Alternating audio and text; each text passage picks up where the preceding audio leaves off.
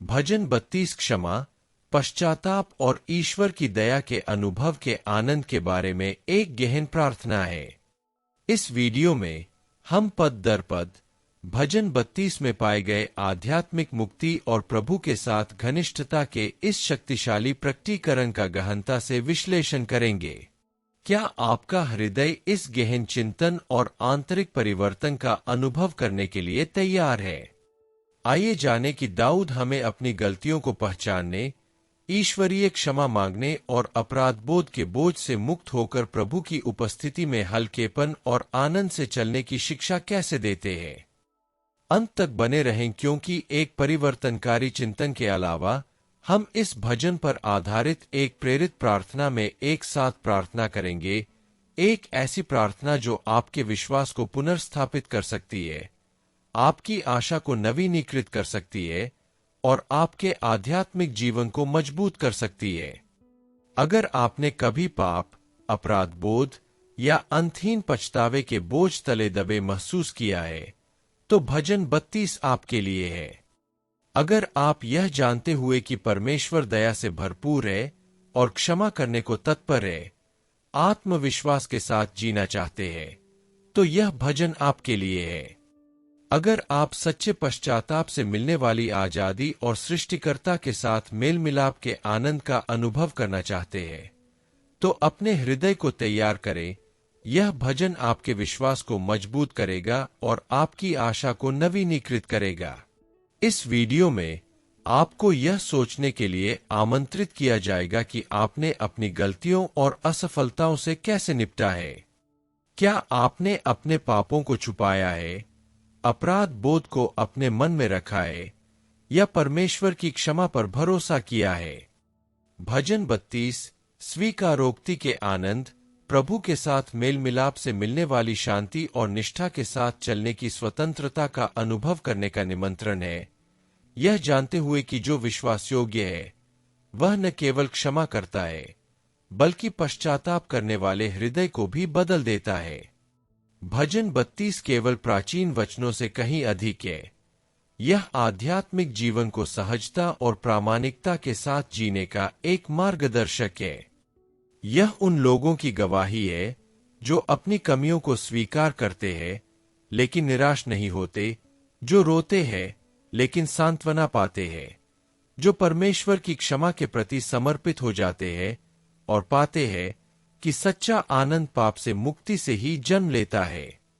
जैसे जैसे हम प्रत्येक पद का अन्वेषण करेंगे, हम महसूस करेंगे कि प्रभु की दया पर भरोसा करने से शर्मिंदगी उत्सव में, भय सुरक्षा में और पीड़ा सीखने और कृतज्ञता में बदल जाती है।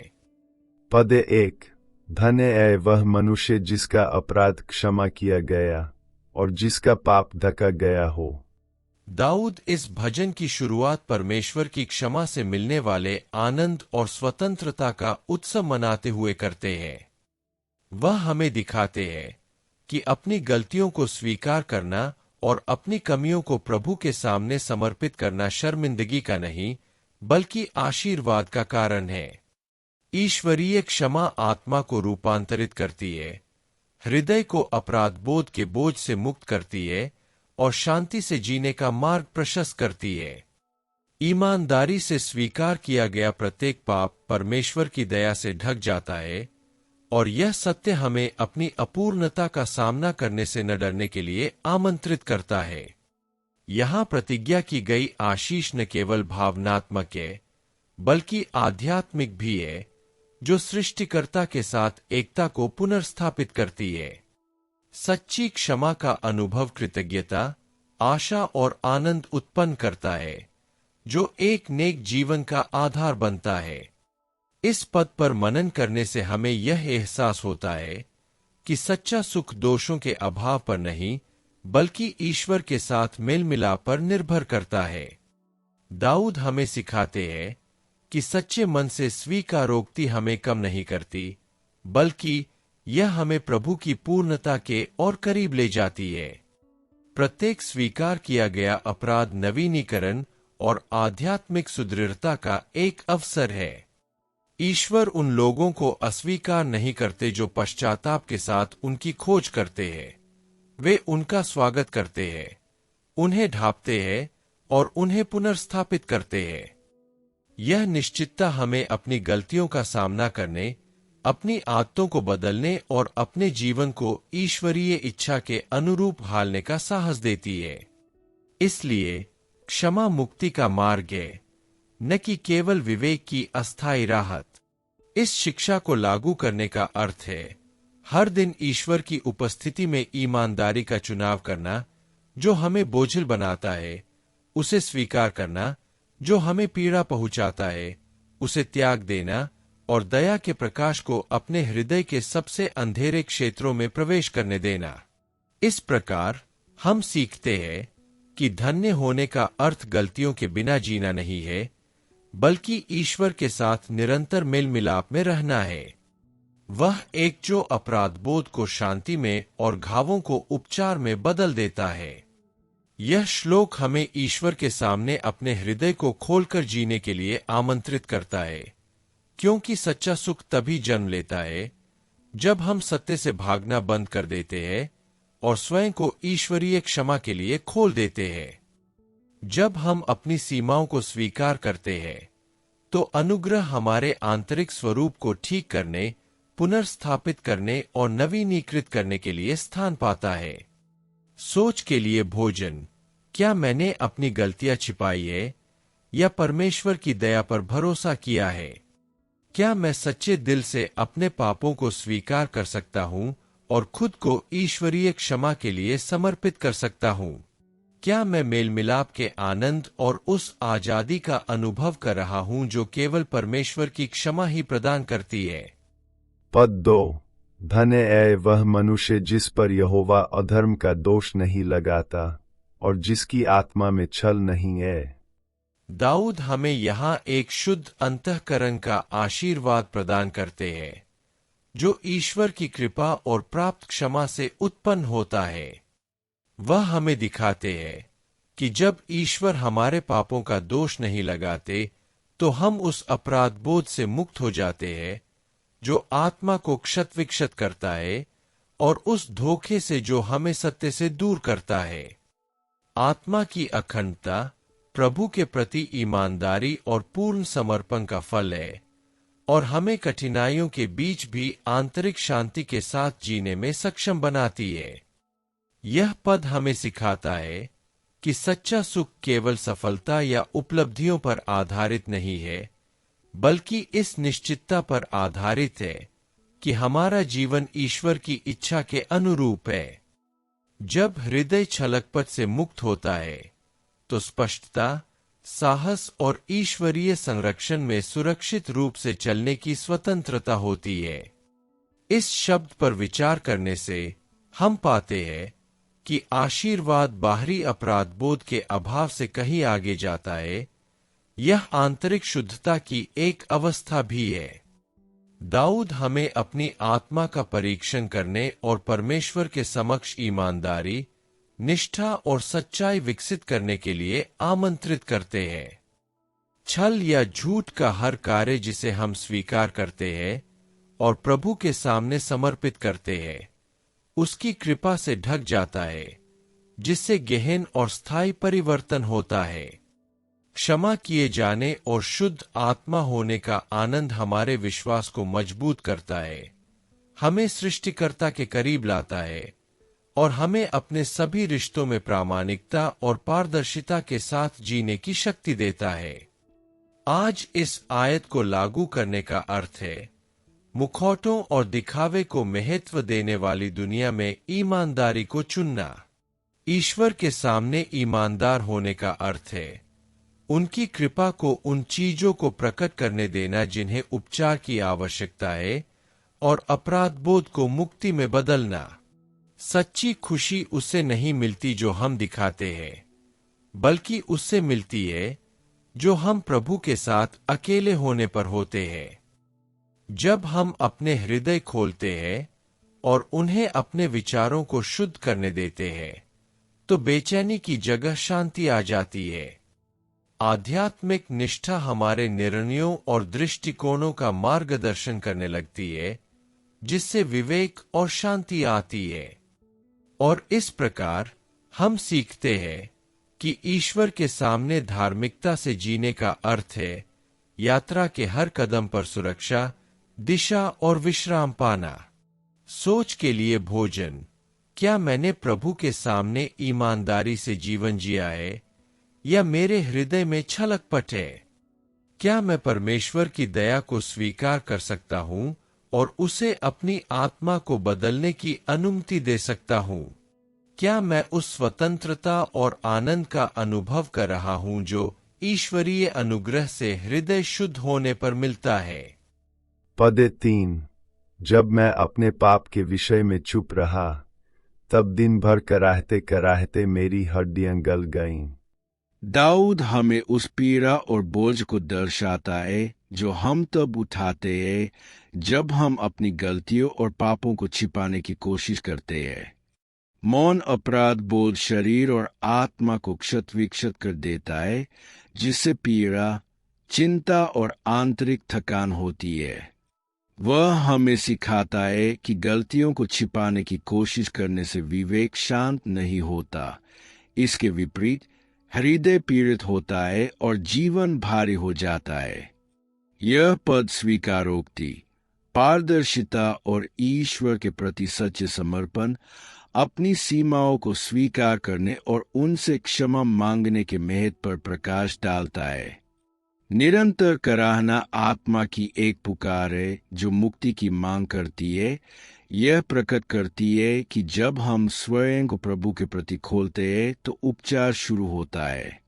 दाऊद द्वारा वर्णित पीड़ा हमें आध्यात्मिक मौन के प्रभाव के प्रति भी सचेत करती है। पाप को अपने हृदय में दबाए रखने से दीर्घकालिक पीड़ा उत्पन्न होती है और हम ईश्वरीय शांति से दूर हो जाते हैं। यह एक आह्वान है कि हम अपने आध्यात्मिक घावों के स्वयं ठीक होने का इंतजार न करें, बल्कि ईमानदारी और विनम्रता से परमेश्वर की ओर मुड़े। जब हम स्वीकारोक्ति करते हैं तो हमें राहत, उपचार और पुनर्स्थापना प्राप्त होती है। स्वीकारोक्ति का प्रत्येक कार्य भावनात्मक और आध्यात्मिक स्वतंत्रता की ओर एक कदम है जो हृदय को क्षमा के हल्केपन का अनुभव कराता है।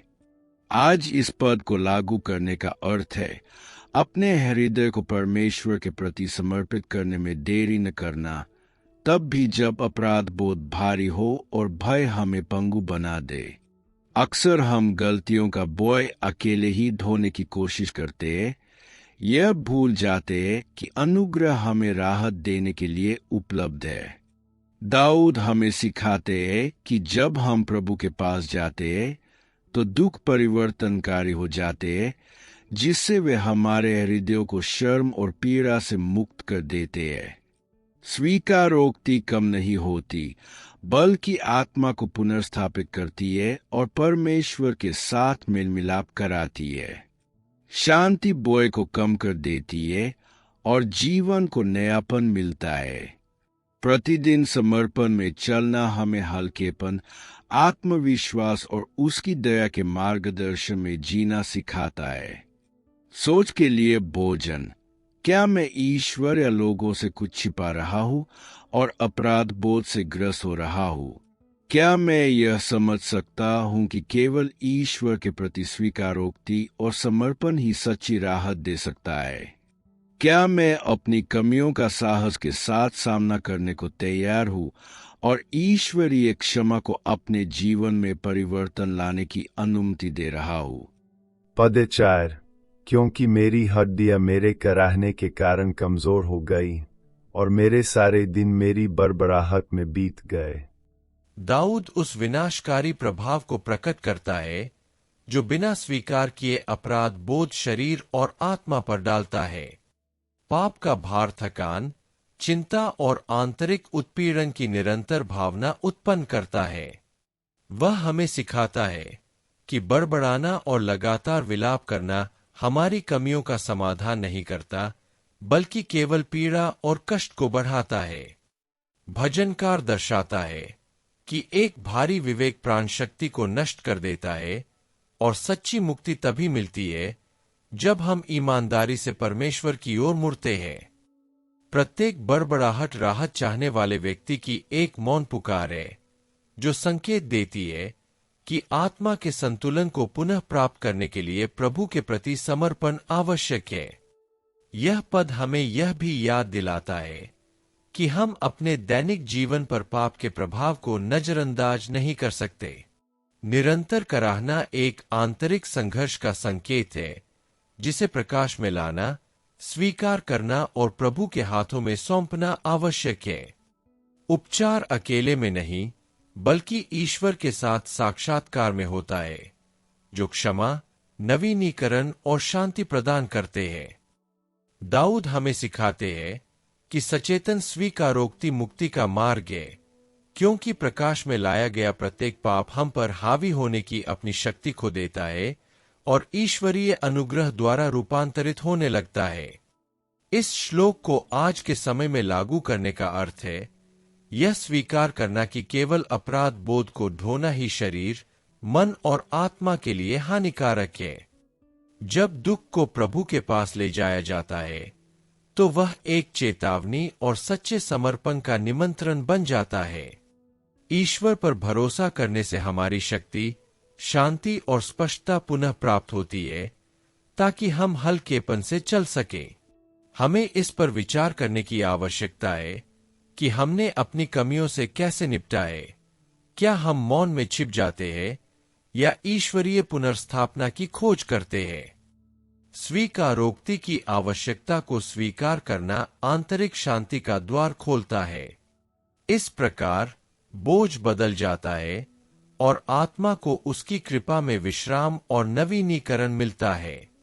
सोच के लिए भोजन। क्या मैंने अपराध बोध के बोझ को अपने जीवन और आत्मा को कमजोर होने दिया है? क्या मैं अपनी कमियों को ईमानदारी से परमेश्वर के सामने रखकर उनसे राहत और क्षमा मांगने को तैयार हूं? क्या मैं अपनी कराह और बड़बड़ाहट को प्रार्थना और प्रभु के प्रति पूर्ण समर्पण में बदल सकता हूं? पद 5। मैंने अपना पाप तेरे सामने स्वीकार कर लिया और अपना अधर्म नहीं छिपाया। मैंने कहा, मैं अपने अपराध यहोवा के सामने कबूल करूंगा और तूने मेरे पाप को क्षमा कर दिया। दाऊद हमें उस मुक्ति का दर्शन कराता है जो सच्चे और पारदर्शी स्वीकारोक्ति से मिलती है। परमेश्वर के सामने अपनी कमियों को स्वीकार करके वह उस क्षमा और पुनर्स्थापना का अनुभव करता है जो केवल प्रभु ही प्रदान कर सकते हैं। यह पद आध्यात्मिक ईमानदारी के महत्व को प्रकट करता है। पाप को छिपाने से आत्मा पर केवल बोझ बढ़ता है, जबकि स्वीकारोक्ति शांति और राहत की ओर ले जाती है। दाऊद ईश्वरीय दया का गुणगान करते हैं, यह याद करते हुए कि परमेश्वर न केवल सुनते हैं, बल्कि पश्चाताप को क्षमा और गहन राहत में बदल देते हैं। स्वीकारोक्ति का अर्थ है अपने हृदय को खोलना और ईश्वरीय अनुग्रह को सभी संचित अपराध बोध और शर्मिंदगी को धोने देना। पाप स्वीकार कोई साधारण अनुष्ठान नहीं है, यह ईश्वर के न्याय और दया के प्रति पूर्ण समर्पण है। अपने अपराधों की घोषणा करके दाऊद आध्यात्मिक साहस का परिचय देते हैं, यह स्वीकार करते हुए कि आत्मा की अखंडता को पुनर्स्थापित करने के लिए प्रभु का हस्तक्षेप आवश्यक है। वह हमें सिखाते हैं कि ईश्वर के प्रति ईमानदारी न केवल क्षमा की ओर एक कदम है, बल्कि आध्यात्मिक विकास का मार्ग भी है। पाप स्वीकार के माध्यम से प्रकाश में लाया गया प्रत्येक पाप अपनी निंदा की शक्ति खो देता है और स्वतंत्रता और आंतरिक नवीनीकरण का मार्ग प्रशस्त करता है। इस पद को दैनिक जीवन में लागू करने का अर्थ है इस पर चिंतन करना कि हमने परमेश्वर के सामने अपनी असफलताओं और गलतियों का कैसे सामना किया है। अक्सर भय या अभिमान हमें अपने अपराध छिपाने पर मजबूर करता है, जिससे आंतरिक पीड़ा बढ़ती जाती है। लेकिन जब हम अपनी हर गलती को प्रभु के सामने रखने का साहस करते हैं, उनकी दया पर भरोसा रखते हैं, तो हमें राहत और मुक्ति मिलती है। दाऊद हमें याद दिलाते हैं कि सच्ची शांति पूर्णता से नहीं, बल्कि सच्चे समर्पण से पैदा होती है। परमेश्वर के प्रति अपने हृदय खोलने से उनकी क्षमा हमें उन चीजों को बदलने की अनुमति देती है जो कभी हमें बोझिल बनाती थीं, और इस प्रकार प्रत्येक सच्चे हृदय से किया गया स्वीकारोक्ति आत्मा को नवीनीकृत करता है और दैनिक जीवन के लिए हमारी भावना को मजबूत करता है। सोच के लिए भोजन। क्या मैं प्रभु के सामने अपने पापों को स्वीकार करने और अपनी कमियों को स्वीकार करने को तैयार हूं? क्या मैंने डर या शर्म के मारे कोई अपराध छिपाया है जिससे मेरी आंतरिक पीड़ा और बढ़ गई है? क्या मैं पूरा भरोसा रख सकता हूं कि परमेश्वर क्षमा करता है और मुझे पुनर्स्थापित करता है और मेरी आत्मा में अपराध का कोई निशान नहीं छोड़ता? पद 6। इसलिए हर एक भक्त तुझसे प्रार्थना करेगा जब तक तू उसे पाया जा सके, और यद्यपि प्रचंड जन उसे घेर ले, वह उसे नहीं छू पाएगा। दाऊद हमें दिखाते हैं कि क्षमा और पुनर्स्थापना का अनुभव आत्मविश्वास और आध्यात्मिक सुरक्षा उत्पन्न करता है। वह सिखाते हैं कि जब हम प्रभु के सामने निष्ठा और पवित्रता से जीते हैं तो हमारी प्रार्थनाएं जीवन के तूफानों के बावजूद भी शक्तिशाली और प्रभावी होती है। भजनकार ने अशांत जल की छवि का प्रयोग उन कठिनाइयों, भय और दबावों को दर्शाने के लिए किया है जो हमें अभिभूत करने का प्रयास करते हैं। हालांकि जो लोग परमेश्वर पर पूर्ण विश्वास रखते हैं वे आश्रय और सुरक्षा पाते हैं, और जब चुनौतियां बहुत बड़ी और अनियंत्रित लगती है तब भी अडिग रहते हैं। यह पद प्रभु पर निरंतर निर्भरता और सक्रिय विश्वास का आह्वान करता है। दाऊद के अनुसार प्रार्थना ईश्वर के साथ जुड़े हृदय की स्वाभाविक अभिव्यक्ति है। वह हमें याद दिलाता है कि प्रभु के साथ निकटता और पवित्र जीवन न केवल उनका ध्यान आकर्षित करते हैं बल्कि संकट के समय में सुरक्षित आश्रय भी प्रदान करते हैं। विश्वास से की गई प्रत्येक प्रार्थना ईश्वरीय सुरक्षा का माध्यम बन जाती है और ईश्वर की उपस्थिति बाहरी दबावों के विरुद्ध एक ढाल का काम करती है।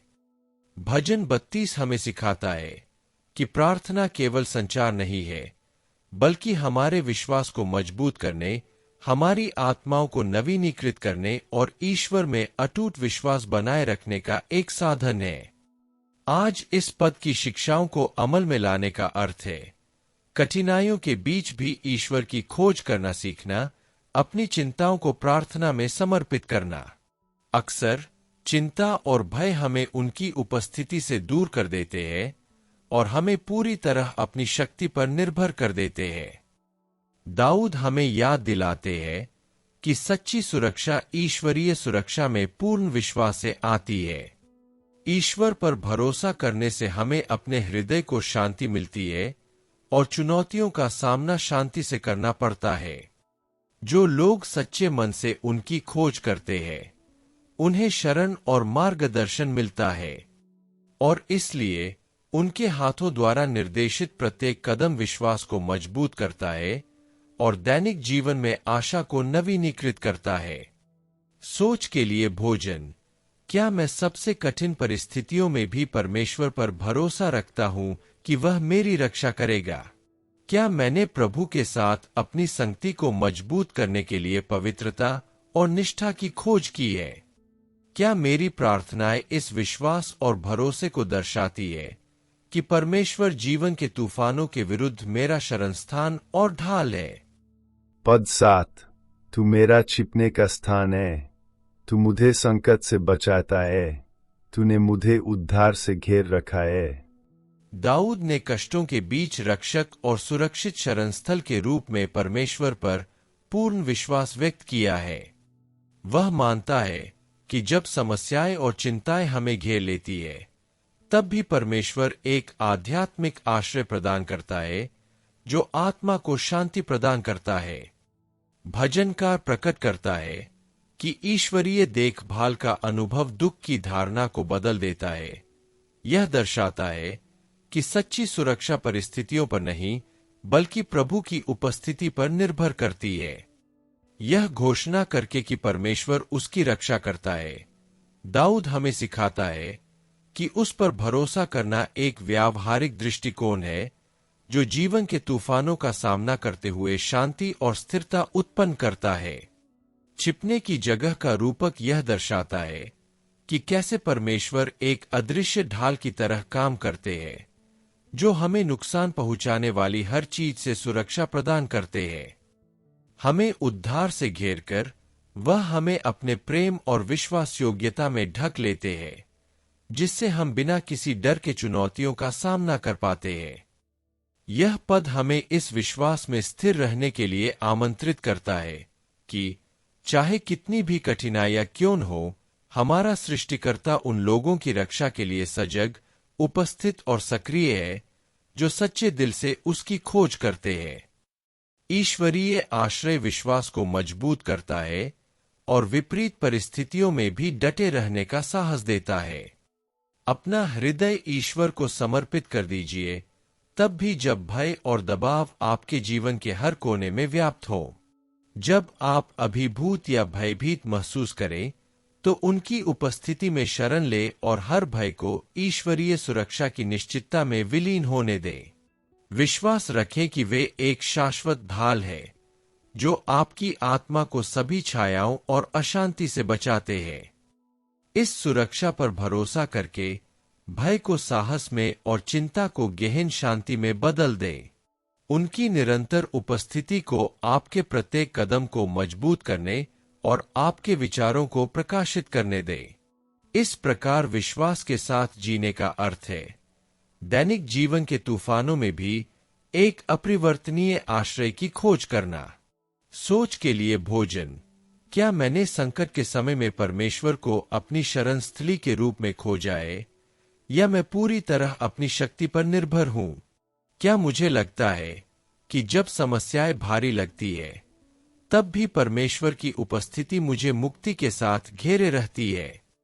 क्या मेरे जीवन में यह विश्वास झलकता है कि विपत्ति के समय वह मेरा रक्षक और सुरक्षित आश्रय है? श्लोक आए, सुनो, और मैं तुम्हें वह मार्ग दिखाऊंगा जिस पर तुम्हें चलना चाहिए। मैं अपनी दृष्टि से तुम्हारा मार्गदर्शन करूंगा। दाऊद परमेश्वर को एक स्वामी और मार्गदर्शक के रूप में प्रस्तुत करते हैं, जो उन लोगों के हर कदम पर मार्गदर्शन करते हैं जो सच्चे मन से उनकी खोज करते हैं। वह बताते हैं कि ईश्वरीय मार्गदर्शन केवल दूर की सलाह नहीं है, बल्कि एक निकट, दृश्यमान और निरंतर साथी है जो हमारे निर्णयों और मार्गों को बदल देता है। एक प्रशिक्षक के रूप में परमेश्वर पर भरोसा करके भजनकार हमें सिखाता है कि मानवीय बुद्धि सीमित है और सच्चा मार्गदर्शन प्रभु से आता है, जो भविष्य और हृदय की योजनाओं को जानता है। यह पद परमेश्वर के साथ घनिष्ठता की खोज के महत्व पर बल देता है, क्योंकि उनमें हम जीवन की अनिश्चितताओं के बीच विवेक और स्पष्टता पाते हैं। अपनी आंखों से हमारा मार्गदर्शन करने का वादा उनकी सावधानी पूर्वक और ध्यानपूर्वक देखभाल को दर्शाता है। यह दर्शाता है कि हमारी यात्रा का हर विवरण उन्हें ज्ञात है। परमेश्वर हमें हमारे भाग्य पर नहीं छोड़ता, इसके विपरीत वह कदम दर कदम हमारे साथ चलता है, हमें गलतियां करने से रोकता है और हमारे हृदयों को सही मार्ग पर निर्देशित करता है। दाऊद हमें याद दिलाता है कि इस निर्देश को स्वीकार करने के लिए विनम्रता, खुलेपन और पूर्ण विश्वास की आवश्यकता होती है, क्योंकि केवल इसी तरह हम सृष्टिकर्ता की इच्छा के अनुरूप जीवन का अनुभव कर सकते हैं। अपने निर्णयों का नियंत्रण ईश्वर को सौंप दे और उन्हें हर कदम पर मार्गदर्शन करने दें। उनके मार्गदर्शन पर भरोसा रखें। परिवर्तन चिंता को सुरक्षा में, भय को साहस में और अनिर्णय को उद्देश्य की स्पष्टता में। प्रत्येक दिव्य निर्देश प्रेम का एक कार्य है जो आपकी रक्षा, शिक्षा और शक्ति के लिए बनाया गया है। जब आप सच्चे मन से ईश्वर का मार्गदर्शन प्राप्त करते हैं, तो आपको संदेह के बीच भी एक सुरक्षित मार्ग मिल जाता है।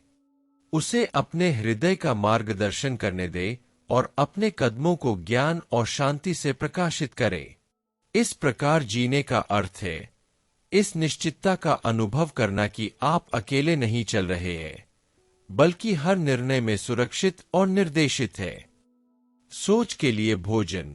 क्या मैंने हर फैसले में ईश्वर को अपना मार्गदर्शन करने दिया है, या मैं अपने ही रास्ते पर चलने पर अड़ा रहता हूं?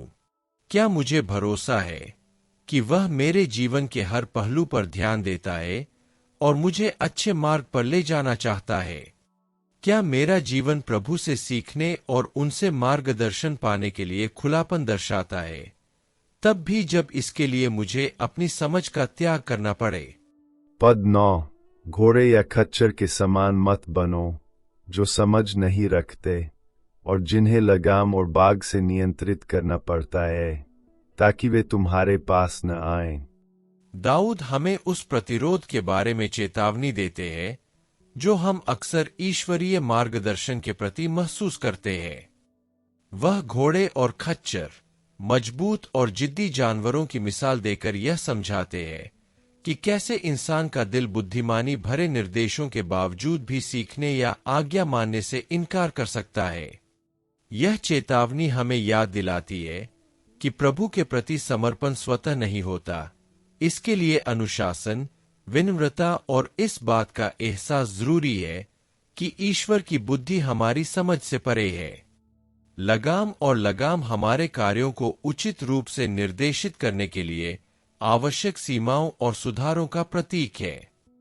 जिस प्रकार एक जानवर को भटकने या चोटिल होने से बचाने के लिए मार्गदर्शन की आवश्यकता होती है, उसी प्रकार हमें भी सही मार्ग पर बने रहने के लिए ईश्वरीय नियंत्रण की आवश्यकता होती है।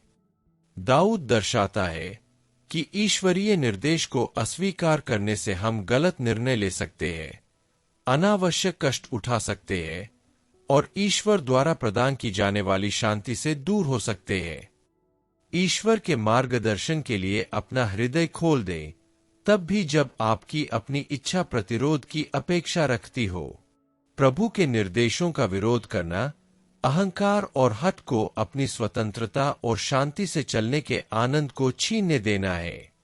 ईश्वरीय मार्गदर्शन के प्रति समर्पण के लिए विश्वास, धैर्य और विनम्रता की आवश्यकता होती है, ताकि आप अपनी समझ को उनकी चौकस और प्रेमपूर्ण दृष्टि के अधीन कर सके। हर कदम को उनकी बुद्धि और देखभाल से प्रकाशित होने दें, तब भी जब मार्ग अनिश्चित प्रतीत हो। विश्वास रखें कि वह जानते हैं कि आपके लिए क्या सर्वोत्तम है और आपका सच्चा विकास चाहते हैं। इस प्रकार जीवन जीना उस स्वतंत्रता और आनंद की खोज है जो केवल सच्चे समर्पण में ही मिलती है। सोच के लिए भोजन। क्या मैंने घमंड या जिद के कारण परमेश्वर के निर्देशों का विरोध किया है? क्या मैं परमेश्वर द्वारा सुधारे जाने और मार्गदर्शन पाने के लिए तैयार हूं, भले ही मुझे कारण समझ में न आ रहे हों? मैं प्रभु के निर्देशों को अपना मार्गदर्शन कैसे मान सकता हूं?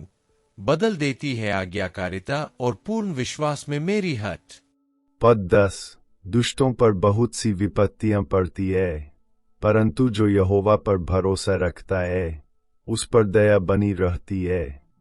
दाऊद अपने चिंतन का समापन दो मार्गों की तुलना करके करते हैं, दुष्टों का और धर्मियों का। पहला, पीड़ा और अपने ही निर्णयों के परिणामों से घिरा रहता है। दूसरा, जो प्रभु पर भरोसा रखता है, ईश्वरीय दया से आच्छादित होता है। क्रिया, घेरना, गहन प्रतीकात्मक है। यह निरंतर सुरक्षा, निरंतर उपस्थिति और हर ओर से व्याप्त देखभाल का संकेत देती है। ईश्वर न केवल अपनी कृपा प्रदान करते हैं, वे विश्वासियों को प्रेम से आच्छादित करते हैं, जो उन्हें सहारा देता है और सभी बुराइयों से बचाता है। दुष्टों का दुहक केवल परिस्थितियों से ही नहीं, बल्कि आंतरिक शांति के अभाव से भी आता है। जब कोई ईश्वर से अलग रहने का चुनाव करता है, तो उसे आध्यात्मिक मार्गदर्शन के बिना जीवन जीने के कारण उत्पन्न होने वाले खालीपन और भ्रम का अनुभव अवश्य होता है। लेकिन जो लोग प्रभु पर भरोसा रखते हैं, वे कष्टों में भी सांत्वना पाते हैं, क्योंकि ईश्वर की दया एक अदृश्य ढाल की तरह काम करती है, जो उन्हें सहारा और मार्गदर्शन देती है। ईश्वर पर भरोसा केवल तत्काल मुक्ति के लिए ही नहीं, बल्कि जीवन के हर मोड़ पर, यहाँ तक कि सबसे कठिन दौर में भी उनकी उपस्थिति का भरोसा रखें। प्रभु की दया को अतीत के अपराध बोध को दूर करने, वर्तमान में आपकी आशा को नवीनीकृत करने और भविष्य के लिए आपके हृदय को तैयार करने दे। जहां दुनिया दर्द और अनिश्चितता से जूझ रही है, वहीं आप उस शांति से टिके रह सकते हैं जो समझ से परे है। ईश्वर पर भरोसा रखें। सैर आपके साथ तब भी जब आपको इसके संकेत नजर न आए। इस निरंतर और परिवर्तनकारी उपस्थिति के लिए अपना दिल खोलिए। इस तरह जीने का मतलब है हर कदम पर सुरक्षा, आशा और शांति का अनुभव करना। सोच के लिए भोजन। क्या मैंने सचमुच प्रभु की दया पर भरोसा रखा है, तब भी जब परिस्थितियां प्रतिकूल लगती है? क्या मैं परमेश्वर की कृपा को अपना मार्गदर्शन करने देता हूं, शामिल होना पूरी तरह से, या मैं अभी भी सब कुछ खुद ही सुलझाने की कोशिश कर रहा हूं?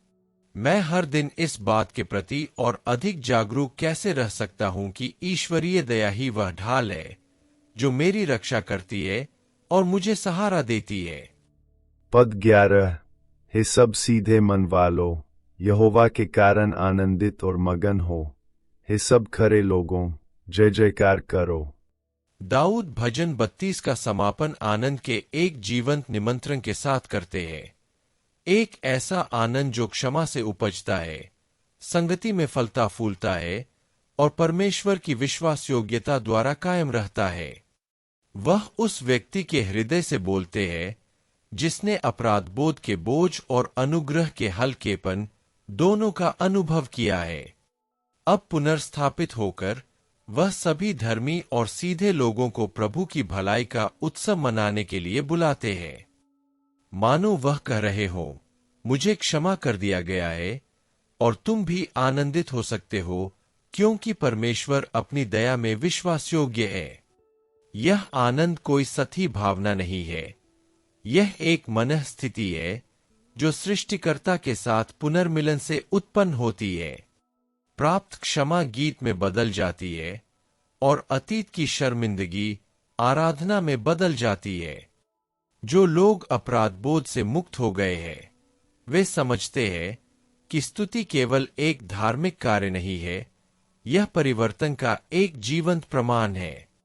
स्तुति का अर्थ है यह स्वीकार करना कि ईश्वर का न्याय हमें आच्छादित करता है और उनकी कृपा हमें स्थिर रखने के लिए पर्याप्त है। हृदय से सीधे लोग सिद्ध नहीं है, बल्कि वे हैं जिन्होंने सत्य को चुना है। ये वे लोग हैं जो परमेश्वर के सामने स्वयं को धर्मी नहीं ठहराते, बल्कि ईमानदारी से उसके सामने स्वयं को नंगा कर देते हैं। यह धार्मिकता आध्यात्मिक स्वतंत्रता का मार्ग है और आनंद इस यात्रा का स्वाभाविक फल है। यह समझे कि प्रभु में आनंद केवल व्यक्तिगत नहीं है, बल्कि बांटने से बढ़ता है। क्षमा और शांति के अपने अनुभव को अपने आसपास के लोगों में भी फैलने दे, जिससे आशा और विश्वास बढ़े। एक साथ स्तुति करने से एक ऐसा वातावरण बनता है जहां हृदय मजबूत होते हैं और ईश्वर की उपस्थिति स्पष्ट होती है। अपने आप को केवल अपने आनंद तक सीमित न रखें, उन लोगों के साथ भी आनंद मनाएं जो आपके साथ चलते हैं। अपने भाइयों और बहनों के साथ अपनी आवाज मिलाने से विश्वास नवीनीकृत होता है और आशा फलती फूलती है। इस तरह जीने का अर्थ है संगति की शक्ति और आनंद की सुंदरता का अनुभव करना जो बांटने से बढ़ती है। सोच के लिए भोजन। क्या मैंने उस आनंद का अनुभव किया है जो क्षमा किए गए हृदय से आता है? क्या मेरी आराधना मुझे प्राप्त अनुग्रह के लिए कृतज्ञता व्यक्त करती है? जब मैं परमेश्वर के साथ अपने जीवन पर विचार करता हूं, तो क्या मैं उस परिवर्तन को देख पाता हूं जो क्षमा ने मेरे जीवन में लाया है? क्या मैं इस आनंद को प्रभु के प्रेम का प्रत्यक्ष प्रमाण बनने दे रहा हूं? हम यह निष्कर्ष निकाल सकते हैं कि भजन 32 एक आध्यात्मिक यात्रा है जो हमें अपराध बोध से अनुग्रह की ओर, मौन से स्तुति की ओर, पाप के भार से क्षमा के हल्केपन की ओर ले जाती है। यह प्रकट करता है कि सच्चा सुख गलतियों के अभाव में नहीं, बल्कि ईश्वरीय क्षमा की उपस्थिति में निहित है। दाऊद हमें सिखाते हैं कि अपराध को छिपाने से आत्मा बीमार होती है, लेकिन उसे स्वीकार करने से हृदय मुक्त होता है। इस भजन के माध्यम से हम सीखते हैं कि सच्चा पश्चाताप पुनर्स्थापना का द्वार है और ईश्वर अपनी असीम दया में हमें फिर से अपने प्रेम में ढकने के लिए सदैव तत्पर रहते हैं। स्वीकारोक्ति का मार्ग लज्जा का नहीं, बल्कि उपचार का है। उसी में हृदय को शांति मिलती है और आत्मा पुनः अपनी शक्ति प्राप्त करती है। इस प्रकार हम इस भजन का समापन आनंद और विश्वास के आह्वान के साथ करते हैं। जो लोग प्रभु पर भरोसा रखते हैं, वे अतीत से बंधे नहीं रहते, बल्कि स्वतंत्रता में चलते हैं। उस अनुग्रह का उत्सव मनाते हैं जो उन्हें सहारा देता है। ईश्वरीय क्षमा आंसुओं को गीतों में बदल देती है और पुनर्स्थापित आत्मा ईश्वर के प्रेम का जीवंत प्रमाण बन जाती है। हम सच्चे हृदय से जीवन जिए, यह जानते हुए कि सच्चा सुख सृष्टिकर्ता के साथ शांति में रहने में है। भजन 32 हमें याद दिलाता है कि क्षमा पाना नया होना है और यह कि प्रत्येक नए दिन ईश्वर हमें अपने अनुग्रह के प्रकाश में नई शुरुआत करने का अवसर प्रदान करते हैं। अब जबकि हम प्रत्येक पद का अर्थ और भजन 32 के माध्यम से प्रभु द्वारा हमें दिया जाने वाला संदेश समझ गए हैं, मैं आपको इस भजन को 6 और दिनों तक पढ़ने के लिए आमंत्रित करता हूं। प्रत्येक पद को पश्चाताप, क्षमा और विश्वास की घोषणा के रूप में पढ़े, जिससे प्रभु की कृपा आपकी अनिश्चितताओं को दूर कर सके और आपके दृढ़ रहने के साहस को बढ़ा सके, तब भी जब अपराध बोध या अतीत का बोझ आपको हिलाने की कोशिश करे। प्रत्येक शब्द आपके हृदय में यह निश्चय जगाए कि ईश्वर ही आपका पुनर्स्थापन, आपका आश्रय और जीवन के सभी क्षणों में आनंद का स्रोत है। और इस संदेश को अपने हृदय में अंकित करने के लिए हम आपको अभी प्रार्थना करने और भजन 32 से प्रेरित इस प्रार्थना को अपने साथ रखने के लिए आमंत्रित करते हैं। जब भी आपको अपनी गलतियों का बोझ महसूस हो या परिस्थितियां निराशाजनक लगे, तो इस प्रार्थना को दोहराए। याद रखें कि प्रभु उन लोगों को कभी नहीं छोड़ते जो उन्हें सच्चे मन से खोजते हैं, और उनकी उपस्थिति पीड़ित हृदय को पुनर्स्थापित करती है, क्षमा करती है और शांत करती है। यह प्रार्थना आपकी आशा को नवीनीकृत करे, आपके आत्मविश्वास को दृढ़ करे और आपके भीतर उस व्यक्ति जैसी शांति का संचार करे जिसने प्रभु की क्षमा पर विश्वास करना सीख लिया है। विश्वास, साहस और दृढ़ हृदय के साथ जब तक कि वह अपनी सभी प्रतिज्ञाएं पूरी नहीं कर लेते। भजन 32 से प्रेरित प्रार्थना। सर्वशक्तिमान ईश्वर, मैं अपनी असफलताओं, अपनी कमजोरियों और उन सभी समयों को स्वीकार करते हुए आपके समक्ष आता हूं जब मैं आपके मार्ग से भटक गया था। हे पिता, मैं स्वीकार करता हूं कि कई बार मैंने अपराध बोध, भय और लज्जा को अपने साथ रखा है, आपकी क्षमा और आपकी असीम कृपा को बुला दिया है। आज मैं आपके समक्ष हर उस विचार, हर उस कार्य को रखता हूं जिसे पुनर्स्थापना की आवश्यकता है, और मैं आपसे अपने हृदय को शुद्ध करने, मेरी थकी हुई आत्मा को राहत देने और मेरी आत्मा को नवीकृत करने की प्रार्थना करता हूं। धन्यवाद प्रभु, क्योंकि आप दयालु हैं और क्षमा करना जो सच्चे मन से पश्चाताप करते हैं। मुझे आपके वचन पर भरोसा करना और इस निश्चय में स्थिर रहना सिखाए कि जब मैं खुले हृदय से आपकी खोज करता हूं, तो मुझे क्षमा, उपचार और मुक्ति मिलती है। मेरे विश्वास को दृढ़ करें ताकि मैं अपराध बोध से ग्रस्त न हो, बल्कि आपकी उपस्थिति में स्थिर रहूं, आनंदित रहूं और आपके मार्गदर्शन में आश्वस्त रहूं। प्रभु, मुझे आपके सामने एक पारदर्शी जीवन जीने में मदद करें, अपनी सीमाओं को स्वीकार करते हुए लेकिन आपके अटूट प्रेम पर भरोसा रखते हुए मैं पश्चाताप, विनम्रता और कृतज्ञता का उदाहरण बनूं और दूसरों को दिखाऊं कि केवल आप में ही हमें शरण और क्षमा मिलती है। मेरे हृदय को शांति, आनंद और आत्मविश्वास से भर दें, ताकि मेरा हर कदम आपकी आत्मा द्वारा निर्देशित हो और आपकी विश्वासयोग्यता को प्रतिबिंबित करे। प्रभु मेरे जीवन को पुनर्स्थापित करते रहें, मुझे धर्म के मार्ग पर ले जाए और मुझे हर उस बोझ से मुक्त करें जो मुझे आपसे अलग करता है। हर दिन आपकी स्तुति करने, आपको महिमामंडित करने और एक स्पष्ट विवेक के साथ जीने का अवसर हो, यह जानते हुए कि आप असफलताओं को सीख में, दर्द को शक्ति में और पछतावे को जीवंत आशा में बदल देते हैं। यीशु के नाम पर आमीन। अगर यह संदेश आपके दिल को छू गया है तो इस वीडियो को लाइक करें और इसे किसी ऐसे व्यक्ति के साथ साझा करें जिसे यह याद रखने की जरूरत है कि अपराध बोध, गलतियों या जीवन की कठिनाइयों के बीच भी प्रभु हमारा प्रकाश, हमारी क्षमा और हमारी आत्मा को पुनर्जीवित करने वाली शक्ति बने रहते हैं। आइए हम सब मिलकर परमेश्वर की उपस्थिति में अधिक से अधिक भरोसा करना सीखें, अपनी असफलताओं और पछतावों को उसके सामने समर्पित करें और साहस और कृतज्ञता के साथ जीवन जिए, यह विश्वास रखते हुए कि वह उन लोगों को कभी नहीं छोड़ता जो ईमानदारी से उसकी तलाश करते हैं। भजन संहिता पर गहन चिंतन जारी रखने के लिए चैनल की सदस्यता लें। प्रत्येक नए अध्ययन को प्राप्त करने के लिए सूचनाएं सक्रिय करें और टिप्पणियों में अपनी प्रार्थना अनुरोध छोड़ दें ताकि हम विश्वास, प्रेम और देखभाल के साथ आपके लिए मध्यस्थता कर सके।